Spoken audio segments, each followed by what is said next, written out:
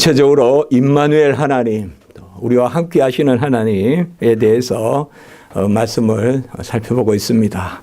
말씀 가운데, 은혜 가운데, 또 임재 가운데, 영광 가운데 하나님이 우리와 함께 하신다. 지난주는 우리가 이제 출애굽을 해서 1년 동안 이렇게 지내면서 하나님께서 우리가 해막이라고도 하고 장막이라고도 하고 뭐 성막이라 부를 수도 있겠고 그리고 성소라고도 하고 그러나 뜰과 성소, 지성소를 갖추고 있는 그것을 1년이 끝나고 2년 1월 1일에 보응을 하는 그런 가운데서 하나님이 그 가운데 임재하시는 그런 것을 지난주에 말씀에서 보았습니다.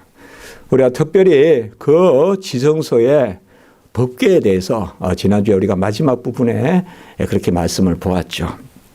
법궤는 언약궤라고도 부르고 증거궤라고도 부르고 그리고 하나님의 언약궤 이렇게도 나오고 성경에 보통 하나님의 궤 이렇게도 나옵니다. 그래서 뭐 다 이름이 조금 다른 것 같아도 증거궤, 언약궤. 그래서 여러분들이 언약궤만 찾으면 생각보다 몇 군데 없어요. 그러나 하나님의 궤 이렇게 다 똑같은 법궤를 이야기합니다. 폭이 1.5규빗이니까 1규빗이 45cm니까 얼마입니까? 67.5입니까? 폭이 67.5 그리고 높이도 67.5 길이는 2.5규빗이어서 112.5 우리가 뭐 숫자를 외우는 거 아니지만 막연히 뭐 법궤가 어느 정도일까 이렇게 생각하는 게 아니라 제가 그 수치 개념이 좀 부족하지만 67.5, 67.5 이 정도 됩니까? 그 다음에 112.5 이렇게 생각하시면 됩니다. 그게 이제 법궤고 그 위에 이제 뭐 속죄소라고 해서 이건 뭐 어떤 높이 개념은 없고 쫙 이렇게 발려 있는 것입니다. 속죄소라고도 하고 시언자 그리고 그 위에 이제 두 그룹이 있다. 성경에 있는 것만 이야기하면 돼요. 두 그룹이 있다. 마주보고 있다. 그리고 날개가 그거 꽉 차 있다. 그렇게 우리가 보시면 되고, 이 법궤는 조각목으로 만들고, 뭐 요새로 말하면 우리가 성경에 있는 대로만 이야기하면 돼요. 요새로 말하면 굳이 아카시아 나무라고도 하는데 너무 그렇게 할 필요 없고 조각목이다. 저 조각목으로 그렇게 궤를 짜고 모든 것은 전부 안팎구조 순금으로 다 이렇게 둘립니다. 그리고 특별히 위에는 이렇게 또 가장자리에 이렇게 순금 띠를 두르고 그리고 특별히 우리가 잘 기억하실 것은 이제 오늘 말씀과도 관계가 되는데 이 법궤에는 밑에 발에 네 고리가 있어요. 이렇게 그것도 이제 금고리로 만들어서 이제 또 조각목으로 채를 만들어서 이제 깨게 합니다. 깨게 하고 그 채도 역시 금으로 싸서 이렇게 두 채를 만들어서 항상 채를 이렇게 깨어 놓은 상태로 이렇게 둡니다. 그래서 우리 하나 기억할 것은 이것은 어디에 뭐 싣고 짐 옮기듯이 하는 것이 아니라 사람이 메고 옮겨야 됩니다. 사람이 메고 옮겨야 돼요. 그래서 하나님의 그 뜻은 메고 옮기는 것.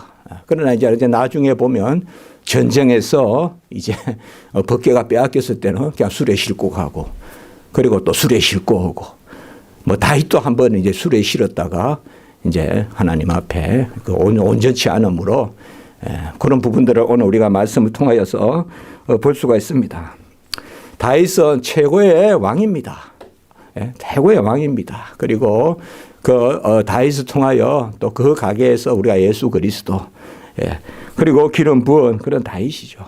뭐 우리가 시편을 보고 또 다윗이 행한 일을 보면 정말 하나님이 택한 그런 종이죠. 그렇다고 해서 다윗이 무슨 문벌이 좋고 학식이 뛰어나고 그런 것은 아니죠. 양을 쳤습니다. 그냥 그대로 있는 그대로 양치기입니다.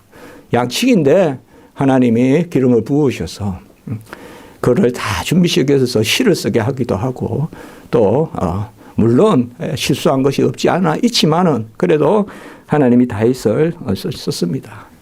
다윗의 최고 우리가 다윗에게 배울 점이 뭘까? 여러 가지가 있지만은 이미 우리가 말했잖아. 여호와께 여쭤와 가로되. 그러니까 여호와께 물었다는 거죠. 이게 너무나 중요한 겁니다. 너무나 중요한 거예요. 내가 좀 똑똑해서 이리도 가고 좀 똑똑해서 이렇게 해보기도 하지만 그걸 하나님이 기뻐하는 게 아니라 여호와께 묻는 거. 여호와를 묻는 거. 그래서 사울은 여러 가지 죄도 있지만 특별히 우리가 이미 지지난주에 봤지만 여호와께 묻지 않았다. 이렇게 나옵니다. 여호와께 묻지 않았다.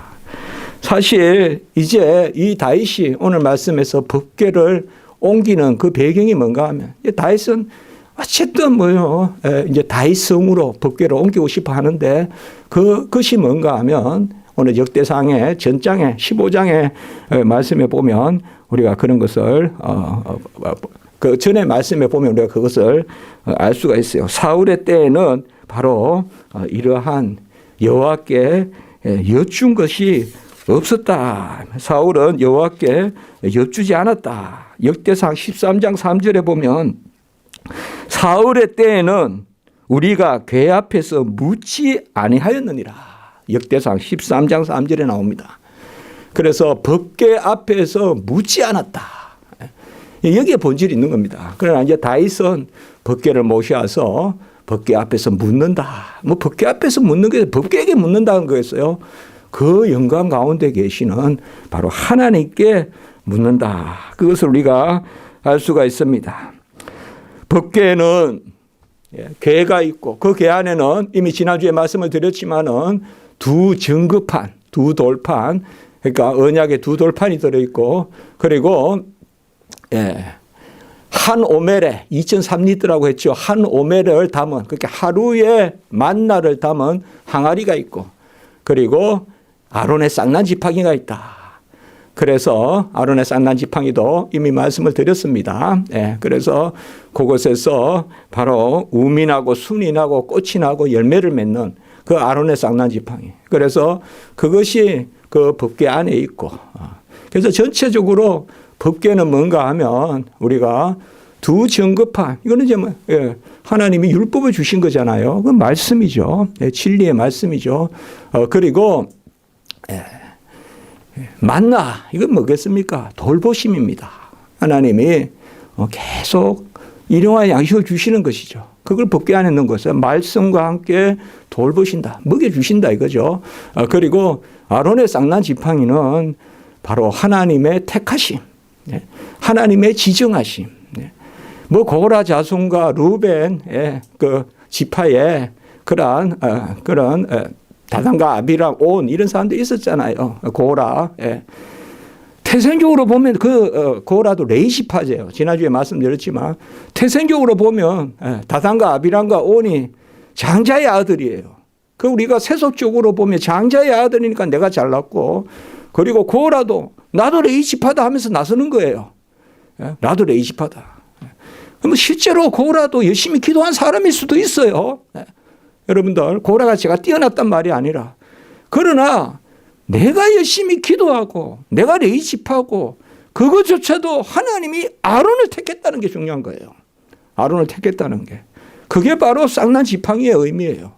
그러니까 우리가 이것을 더 달리 생각해 보면 법궤 안에 세 가지가 들어있는 것 바로 두 증거판 바로 우리가 십계명과 율법의 말씀 그리고 바로 만나 항아리 그리고 아론의 쌍난 지팡이 이것은 택한 백성에게 지정한 백성에게 말씀을 주시고 돌봐주신다. 그게 바로 그 법궤 안에 들어있는 것의 의미예요. 같이 합니다. 택한 백성에게 말씀 주시고 돌봐주신다. 그 말씀대로 돌봐주신다. 그러니까 전체적으로 우리가 진리의 말씀이 그 법궤, 증거궤, 언약궤 안에 들어있고 그 말씀대로 이루시는 것. 그게 바로 이제 시언자입니다. 여기에 이제 영광이 임재하거든요. 이 시언자에. 그 속죄소라고도 했죠. 바로 죄를 속하여 주는 것과 은혜를 베풀어 주는 것. 이거는 이제 은혜의 터죠. 그리고 그 위에 그룹은 뭐예요? 바로 영광의 터죠. 그래서 진리, 은혜, 영광. 떠오르는 말씀 없습니까? 독생자의 영광을 보니 은혜와 진리가 충만하더라. 요한복음 1장 14절. 그 법궤 다 들어있잖아요, 그게. 예? 말씀이 육신이 되어 우리 안에 거하시니 그 다음에 이는 혈통으로나 육정으로나 사람의 뜻으로 된 것이 아니라 오직 하나님께로 난 자들이니라. 그리고 14절에 뭐예요? 바로 우리가 그 독생자의 영광을 보니 은혜와 진리가 충만하더라. 진리, 법궤 안의 말씀, 은혜, 시언자, 영광, 그룹. 그래서 요한복음 이런 말씀을 이스라엘은 그 말씀을 들어야 된단 말이에요. 안단 말이에요. 그런데 그 말씀을 안 받는단 말이에요. 그 빛의 말씀이 임해도 그들이 거역한단 말이에요. 몰라서 안 받는 게 아니에요. 이스라엘 백성에게 진리와 은혜와 영광이라면 그들은 다 법궤를 생각했을 거예요. 그 법궤의 은혜와 진리의 영광이 임했는데도 이스라엘 백성이 배척했다. 빛이 임하였으나 그들은 영접하지 않았다.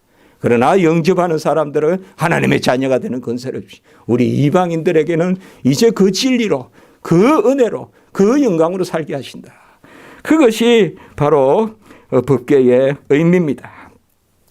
조금 더 지난주의 말씀을 더 우리가 고찰해 본다면 이 두 그룹, 천사예요. 천사는 그룹이라고도 하고 또 서랍이라고도 하고 여러 이름이 있지만 특별히 찬양하는 천사를 우리가 그룹과 서랍이라 그래요. 이 두 그룹 사이에 그 자리가 뭐냐? 만남의 자리다. 출애굽기 25장 22절에 이곳에서 만나 주신다. 그리고 그곳이 뭐냐? 여호와가 명령하셔서 일러주는 자리다. 그러니까 말씀을 주시는 자리다. 그 자리가 그 자리에서 말씀을 듣고 그 자리에서 바로 하나님을 만난다.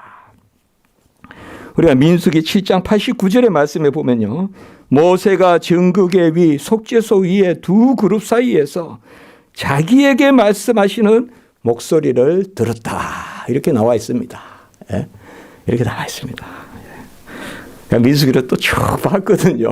민수기의 이 부분의 말씀을. 그러니까 민수기에 그렇게 했습니다. 그래서 바로 만남의 터요, 말씀을 듣는 터요, 그리고 영광의 임재의 터요, 그리고 동행의 터요. 그 구름 기둥으로 옮기면 그 결국 뭐가 법궤가 움직이면 백성이 움직이고 법궤가 서면 백성이 서고 그것이 바로 임마누엘이다. 임마누엘 하나님이다. 진리의 하나님, 은혜의 하나님, 영광의 하나님. 그것을 우리가 말씀한 것입니다. 성소는 거룩합니다. 성소는 우리가 인본적으로 접근하면 안 됩니다. 뭐 집에 좋은 거 있으면 닦든지 만지든지 하세요, 마음껏. 그러나 교회의 예배당은 그렇지 않은 거예요. 성소는 하나님의 뜻에 부합해야 돼요. 마음껏 닦는다고 그것도 안 되는 거예요. 물론 제가 어떤 물질적인 이야기를 하는 건 아닙니다. 영적인 이야기입니다. 민수기 3장 10절과 38절에 보면 외인이 가까이 하면 죽임을 당할 것이니라. 이렇게 나와 있습니다. 외인이 성소에 가까이 하면 죽임을 당할 것이다. 특별히 지성소겠죠. 그리고 민수기 4장 15절에 보면 성물을 만지지 말라 그들이 죽으리라. 그리고 민수기 4장 20절에 바로 이어지는 밑에 말씀에 보면 잠시라도 들어가서 성소를 보지 말라 그들이 죽으리라. 이렇게 민수기에 보면 이렇게 말씀해요. 사실 민수기가 이제 성소를 만들고 성소가 이제 움직이기 시작하는 그게 이제 민수기의 말씀인 거예요. 그걸 민수기를 잘 읽으면 출애굽기는 성소를 만들었다는 거. 그 다음에 레위기는 율법, 민수기는 이제 그게 적용돼서 나가는 거거든요. 그래서 민수기에 보면 외인이 가까이 하면 죽임을 당할 것이다. 성물을 만지면 죽으리라. 잠시라도 성물을 성소를 보면 이렇게 가서 봐도 죽으리라. 이렇게 합니다. 이것을 그대로 우리가 문자적으로 구약을 받아서는 안 되지만 그 의미가 뭐겠습니까? 바로 말씀대로 경건하게 거룩하게 하나님 앞에 서라는 것이죠. 그래서 오늘 말씀은 이제 제가 조금 사실적인 말씀을 드릴게요. 우리가 성경을 매번 몇십 번 읽어도 이게 정리가 잘 안 되는데, 그러면 이제 법궤를 만들었죠. 언제 만들었습니까? 예, 법궤를 만들어서 다 하나님께 드린 것은 출애굽하고 2년째 1월 1일에 만들었어요. 예. 그리고 이제 그 법궤를 옮겨야 되잖아요. 이제 이스라엘 백성이 또 움직이잖아요. 법궤를 옮길 때는 어떻게 할까? 좀 궁금하죠. 예. 그러면 일단 법궤를 쌉니다. 뭐로 싸느냐? 휘장으로 쌉니다. 휘장 있죠, 휘장. 예, 휘장으로 쌉니다. 휘장은 뭐로 돼 있죠? 바로 꼰실과, 예, 꼰실, 배로 된 실과 청색, 자색, 홍색 실로 된 휘장으로 거기서 덮어서 쌉니다. 그리고 해달의 가죽으로 또 덮습니다. 예, 그 법궤를 해달의 가죽으로 덮습니다. 우리 성경만 이야기하면 돼요. 예, 뭐 그들이 어떻게 했고 무슨 유식이 있고 다 필요 없어요. 성경대로만 믿으면 돼요. 그것을 이제 해달의 가죽으로 덮고, 그리고 그 위에 순청색 보자기를 덮습니다. 예. 그렇죠. 이제 법궤를 그렇게 하는 거예요. 그리고 꽁꽁 이제 휘장으로, 그 다음에 해달의 가죽으로. 해달의 가죽은 본래 이제 그 장막의 우리가 한 부분이었잖아요. 그렇잖아요. 지난주에 이야기했잖아요. 염소, 해달의 가죽. 새 4겹으로 되어 있었잖아요. 그리고 그 위에 또 청색 보자기를, 순청색 보자기를 뒀습니다. 순청색이라는 말은 우리가 생각하는 것보다 아주 아주 청색을 보자기를 덮고, 그리고 채를 매서 누가 옮겨야 되냐? 누구라도 그냥 힘 있으면 매냐? 레위 후손. 레위 후손 중에 고라손, 머라리, 고핫 이 세 후손이 있는데 그 중에서도 고핫 자손들이 메고 갑니다. 고핫 자손들이. 이거 다 정해 주신 거예요. 다 정해 주신 거예요. 자, 이제 우리 아까 함부로 만지지도 마라. 함부로 보지도 마라. 그리고 함부로 가까이 하지도 마라. 이것은 경외, 거룩, 그리고 꼭 싸서 매서 옮겨라. 다 말씀해 주신 거예요. 다 말씀해 주셨어요. 우리가 레위기나 이런 데 보면 민수기나 왜 그런 말씀들을 많이 해 주셨을까? 하나님은 섬김을 받으시되 지시하신 대로 섬김을 받는다. 그 핵심이 어디가 있냐? 예배예요. 예배를 하나님 지시한 대로 받으세요. 제사와 절기와 정결례와 지시하신 대로. 이건 재량이 아니에요. 하나님의 말씀대로 해야 돼요. 말씀대로. 이제 신약세대 때 이것이 다 성취가 되었기 때문에 우리가 문자적으로 그렇게 하지는 않죠. 문자적으로 뭐 강대상 만지면 안 돼. 그건 아니죠. 강대상 만지면 죽어. 이렇게 하면 안 되죠. 그러나 뜻은 성취됐다 이 말이에요. 이 말씀의 전, 이 교회를 우리가 항상 거룩하고 한 번도 옷매못이라도 가다듬고 교회에 나타나고 그런 마음이 있잖아요. 그게 왜 나쁜 마음이겠어요? 그게 율법주의입니까? 형식주의입니까? 아니죠. 우리가 여호와 앞에 서는 우리의 모습은 경외, 거룩, 경건, 그릇까지 않습니까? 그것을 이야기합니다. 자, 그래서 이제 언약궤는 만들어졌고, 아까 크게는 이제 우리가 설명을 했습니다. 그게 이제 어떻게 옮겨야 됩니다. 옮길 때 또 어떻게 하고. 항상 채가 걸쳐 있다는 것은 언제든지 옮길 준비를 하라. 저는 이런 건 무교병 정신이다. 이 말이 뭐 되는지 모르겠지만, 항상 띠를 뚫고 급히 먹고, 그 다음에 발효된 누룩이 없이 먹고, 그러니까 맛없게 먹는 거죠. 썬 나물을 먹고, 이런 것이 바로 이 지상의 삶이다. 지상의 삶의 모습이 그렇다. 이것이 좋사오며 하면서 그냥 이 땅에서 천년만년 살 것 같이 할 게 아니라 항상 이 땅에서 점심, 저녁, 아침을 먹어도 그래, 한 끼 때운다. 뭐 여기서 내가 뭐 좋은 음식으로 끝을 보겠다 이게 아니라 항상 우리의 그런 마음이 있어야 됩니다. 이래서 저는 이제 무교병의 그러한 마음이다. 그러니까 성서도 보면 채를 깨서 메고 간다. 어디 차에 싣고 가는 것도 아니고 오늘날로 말하면 메고 간다. 이제 그런 정신입니다. 우리가 십자가를 진다. 그다음에 메고 간다.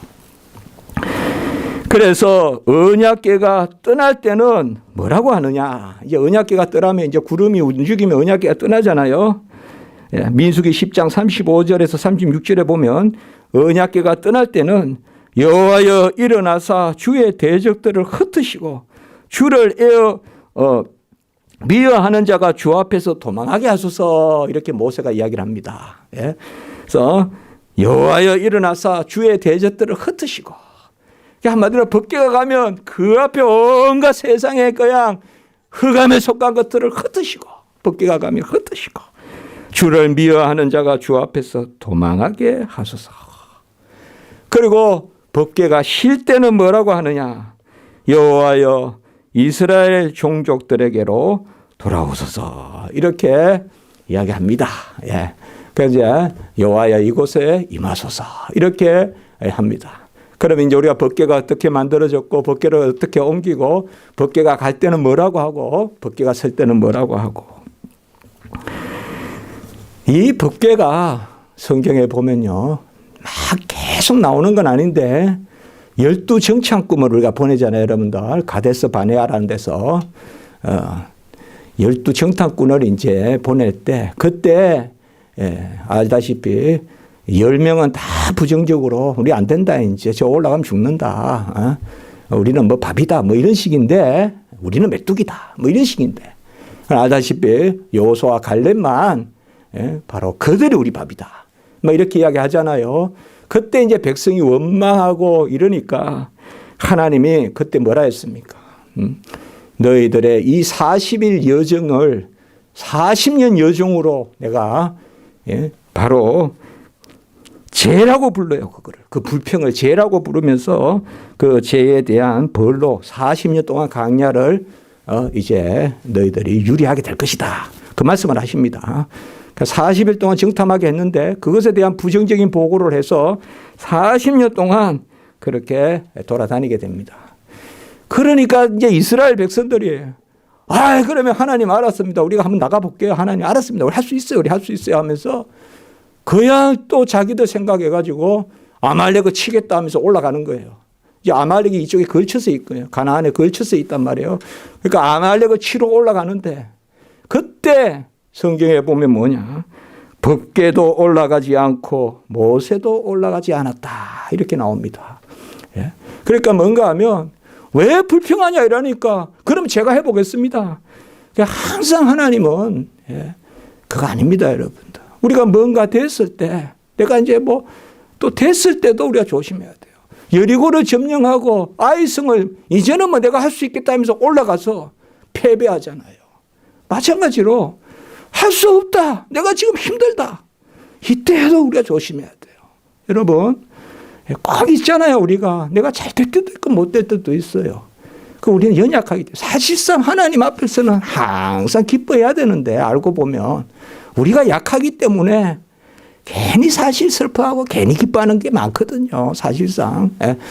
그러니까 무조건 기뻐하고 무조건 하나님 앞에 감사해야 되는데, 그런데 보면 급한 대로 그냥 또 전쟁하려고 하는. 그래서 그때 언약궤가 함께하지 않았다, 이런 말씀이 나옵니다.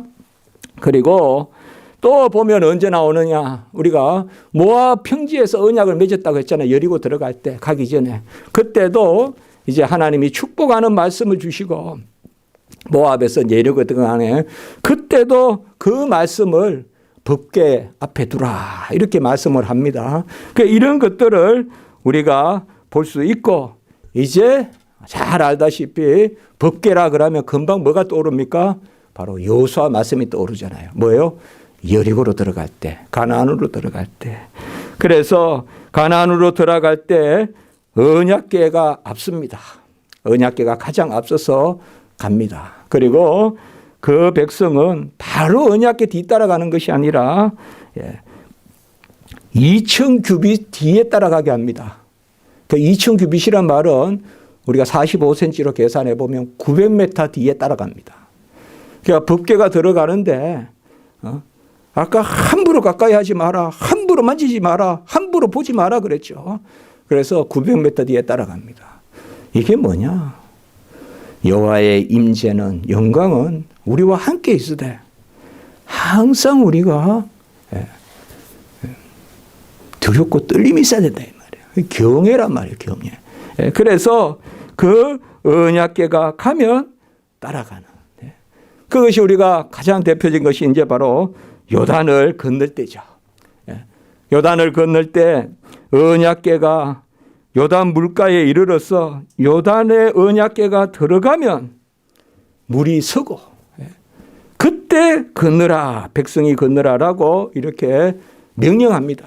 그러니까 요단강을 건널 때 정말 가나안 땅에 꿈에 그리던 하나님이 40년 동안 애굽에서 종살이하고 나와서 430년 종살이하고 이제 온갖 그 위에까지 올라갔다가 바로 시내 강야, 신강야, 바란 강야 그리고 쭉 내려와서 에돔, 모압, 또 암몬, 그리고 저 위에까지 또 올라갔다 또 내려와서 이제 시딤이라는 곳을 거쳐서 이제 요단을 건너게 되는 그 요단에 물이 또 남아 있다는 거예요 마지막에.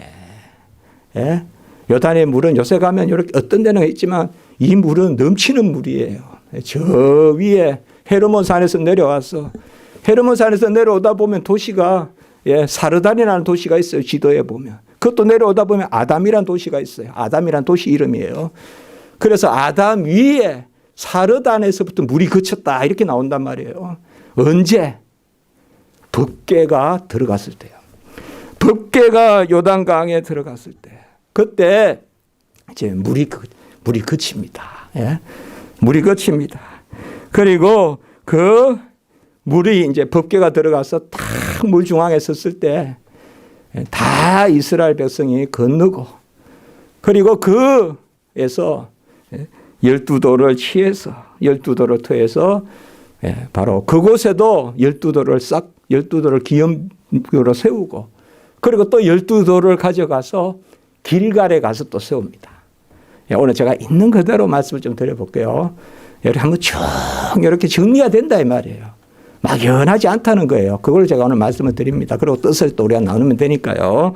그래서 바로 그곳에서 이제 12돌을 취해가지고 그곳에도 12돌 그러니까 요단 중강에 12돌로 세우고 그리고 길갈에 가서도 12돌로 제단을 쌓는 거죠.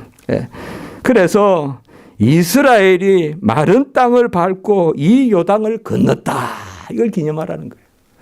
저는 이 말씀 여호수아 4장 22절에 보면 다 야곱이 아니고 뭡니까? 이스라엘이잖아요. 이스라엘의 이름이 뭐죠? 약복강에서 기도했을 때 하나님과 겨루어 이겼다. 그러니까 제가 뭐라고 우리가 나누었죠? 어떻게 우리가 하나님을 이기냐? 하나님이 져주셨다.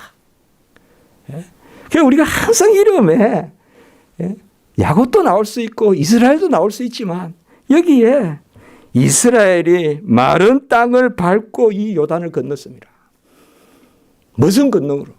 하나님의 권능으로. 그것이 어디에 임재해서? 법궤에 임재해서. 그래서 법궤가 들어갔을 때 쓰고 이스라엘이 마른 땅을 밟고 건넜다. 이 말씀이 참 여러분들 바로 여호수아 4장 23절에 보면 뭐예요? 홍해를 말리시고 건너게 하신 것 같더라.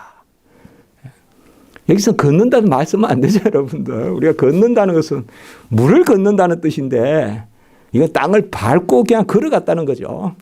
그 두 가지를 이야기해요. 홍해 때도 밟고 걸어갔고 요단 때도 밟고 걸어갔고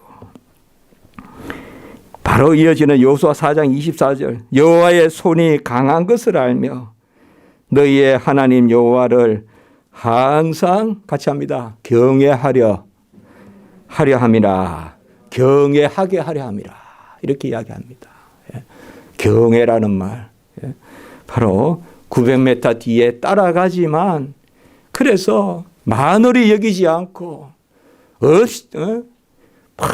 요새 무슨 열린 에벤이 무슨 신사도 에벤이 그냥 막 춤추듯이 그냥 어깨동무하듯이 그렇게 하나님을 생각하지 않고 하나님을 잠잠히 높은 곳에 계신 하나님 그러나 우리와 함께 하시는 하나님 경외 두렵지만은 나아가는 하나님 두렵지만은 우리를 안아주시는 하나님 그걸 말씀드렸죠, 우리가. 경외라는 말은 뭐냐? 두렵지만은 나아가는 그 마음이 경외라고요. 두렵다고 도망가면 그건 경외가 아니죠. 우리가 예배드리지만, 여호와의 앞에 나오지만 우리는 부족하고 연약하잖아요. 사실 우리의 마음은 두려움이잖아요, 사실. 우리의 한 주간의 삶을 다 헤아리신다면 누가 여기 앉아 있겠어요? 그래도 이미 교회로 부르시잖아요. 이 지하의 계단 밑으로 내려오게 하시잖아요. 이게 뭡니까? 두려운 가운데서도 우리를 부르시는 거예요, 사실. 이게 하나님의 백성 때문에 제일의 편 거예요. 죄를 지어도 회개하고 부족해도 하나님 앞에 나가고. 그래서 우리가 만지고 보고 마음대로 가까이 하고 그런 하나님이 아니시지만 임마누엘, 우리와 함께 하시는 하나님이시다. 이 언약궤를 중심으로 여리고성을 돌죠. 여리고성을 돌았습니다. 그래서 여호수아 6장 11절에 보면 이 말씀이 참 와닿더라고요. 여호와의 궤가 그 성을 한번 돌게 하사. 사실 하나님은 이걸 보시는 거예요. 이스라엘 백성이 돈 게 아니라 여호와의 궤가 그 성을 한번 돌고 이튿날 또 한 번 돌고, 그래서 6일 동안 6번 돌고 마지막 7일째는 여호와의 궤가 7번 돌았다. 이게 참 와닿다 이 말이에요. 그 하나님이 보시는 중심은 하나님의 큰 일은 하나님이 친히 이루시는. 우리가 임마누엘 하면서 이야기했지만 내가 친히 싸우리라. 내가 친히 싸우리라. 그 여리고 앞에서 여호와의 궤가 돌았다.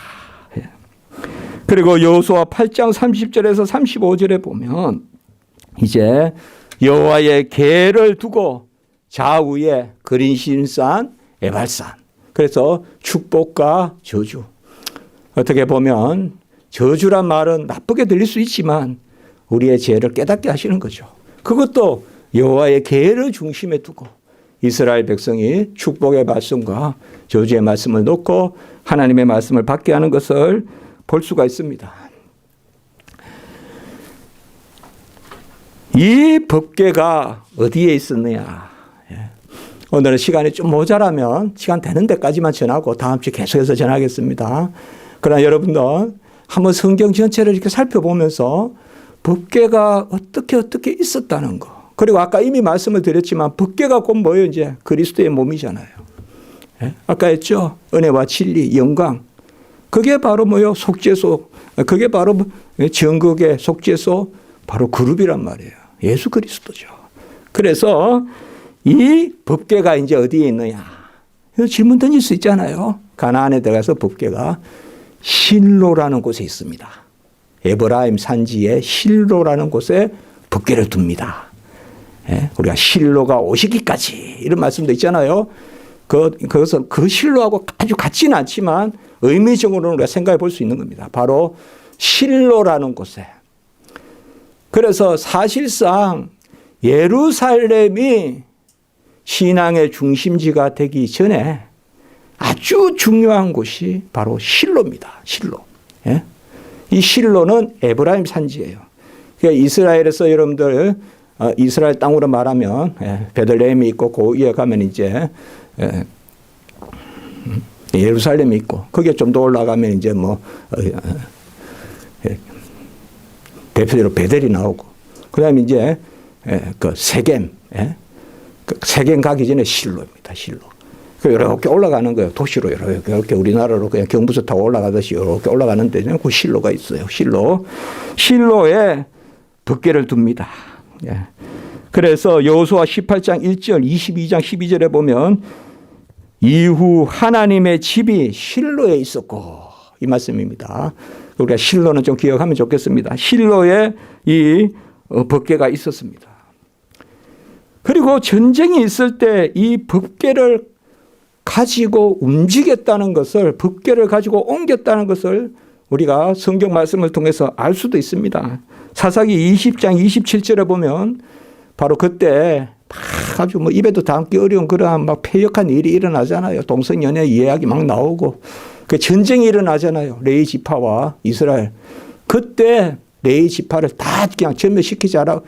그때 그 베냐민 지파와 전쟁이 일어나고 할 때, 그때도 사실상 베델에서 모이는데 그때 법궤를 베델에 두었다, 이런 말씀이 나와요. 그러니까 전쟁할 때 법궤를 옮겨왔던 것을 우리가 알 수가 있어요.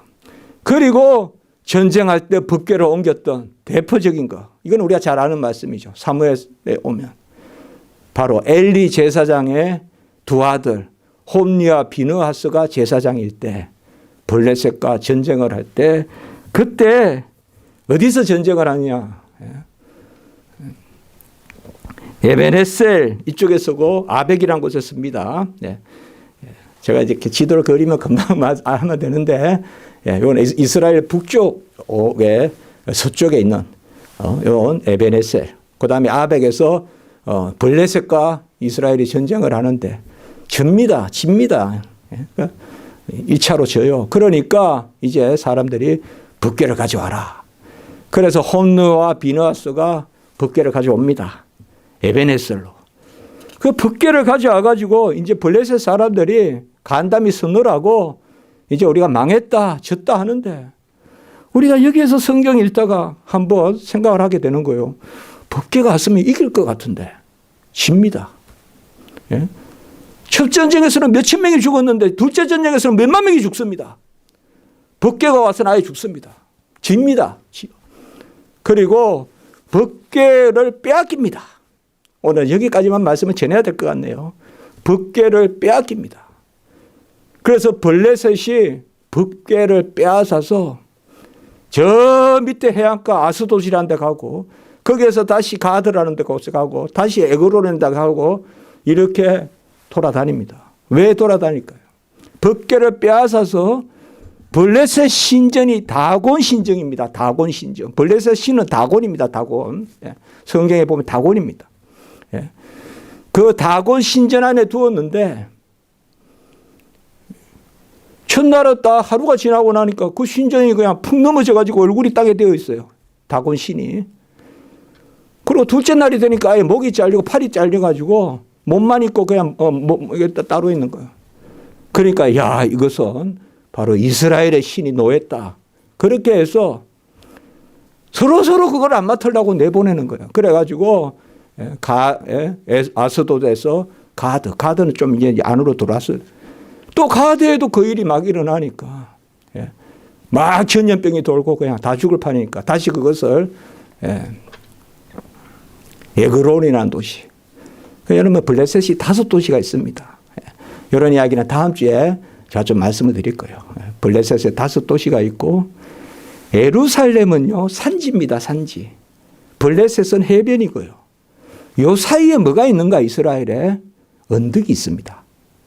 그걸 이제 셰펠라라고 합니다. 셰펠라. 이 언덕을 놓고 맨날 싸우는 겁니다. 해변에 여러분도 농사 못 짓잖아요. 산에서도 농사 못 짓잖아요. 요 언덕, 요걸 놓고 맨날 전쟁합니다, 이게. 그리고 언덕이니까 올라오기도 좋고. 그래서 골짜기가 많습니다, 골짜기. 그리고 골짜기마다 싸움터입니다, 거기가. 골짜기마다. 그래서 법궤가. 그래, 이제 법궤를 빼앗기고 홈리와 비느하스가 죽습니다. 그리고 그 소식을 들은 93일 넘은 그 아버지 엘리도 넘어져서 목이 부러져 죽습니다. 그래서 성경에 나오다시피. 그런데 첫째 아들, 그러니까 비느하스, 거기에 며느리가 있었죠, 며느리. 며느리가 임신 중이었는데 아기를 낳다가 며느리는 죽고 아기만 낳아요. 그래서 그 이름을 뭐라 했냐? 이가봇이다, 이렇게 부릅니다. 가봇이란 말은 가보드란 말인데 영광이라는 뜻입니다. 영광이 떠났다, 이 말입니다. 곧 법궤를 잃어버렸다는 것은 여호와의 영광이 떠났다, 진리가 떠났다, 은혜가 떠났다, 영광이 떠났다, 이제 그 말씀입니다. 오늘은 여기까지 전하고, 오늘 본문을 제가 들어가지도 않았는데 예, 그래도 저는 유익함이 있다고 생각합니다. 몰라 제가 스스로 잘 정리가 안 되는지 제가 이번 기회에 저는 지금 계속 임마누엘에 대해서 말씀을 전하잖아요. 법궤에 대해서 우리 성도님들과 한번 쭉 나누면 좋겠다. 그래서 이게 어떻게 성전까지 되고 어떻게 그리스도까지 이렇게 되는지 오늘은 여기까지 전합니다.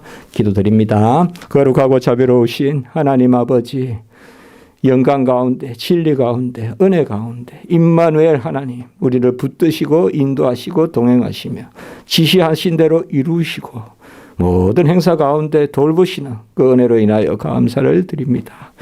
우리 성도님들 지켜주시고 함께해 주시고 법궤 중심의 말씀 중심의 그런 진리 중심의 은혜 중심의 삶을 살게 하시고 여호와의 발행대로 따라가고서는 그런 저희들 될 수 있도록 인도하여 주시옵소서. 주 예수 그리스도 이름으로 기도드리옵나이다.